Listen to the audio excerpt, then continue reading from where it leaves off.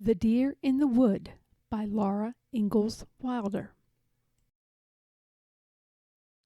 Illustrations for the My First Little House books are inspired by the work of Garth Williams with his permission, which we gratefully acknowledge. Once upon a time, a little girl named Laura lived in the big woods of Wisconsin in a little house made of logs. Laura lived in the little house with her pa, her ma, her big sister Mary, her baby sister Carrie, and their good old bulldog Jack. It was autumn, and the days were getting short and cold. A fire burned all day in the cook stove to keep the little house warm. Laura and Mary worked on their patchwork quilts in front of the fire. One night, Pa said that after supper he would go into the big woods to look for a deer.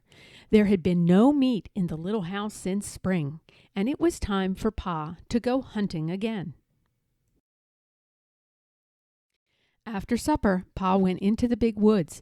Laura and Mary went to bed, and they missed the songs Pa always played for them on his fiddle before they fell asleep. The next day, Laura and Mary waited for Pa to tell them about the deer.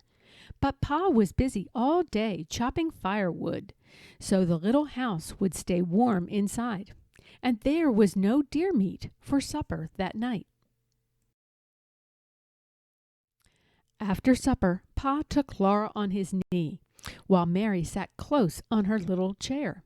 Pa said, "Now I'll tell you why we had no meat today.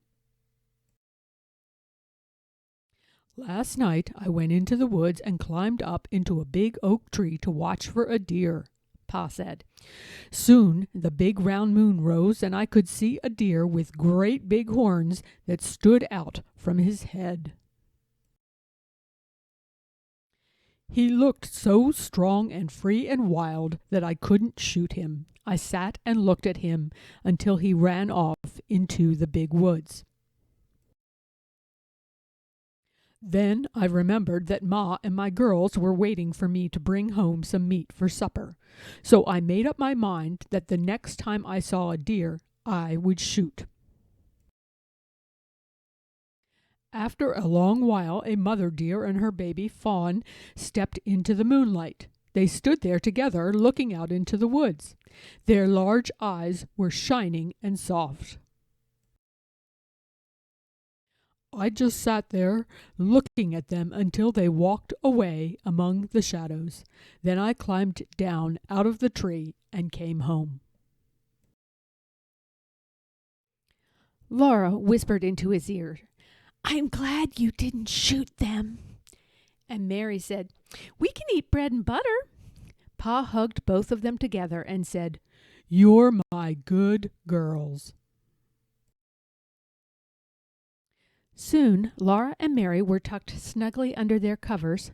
Pa played his fiddle softly, and Ma sat by the fireplace, gently rocking and knitting. And Laura lay awake a little while, thinking how lucky they were to be so safe and cozy in their little house in the big woods.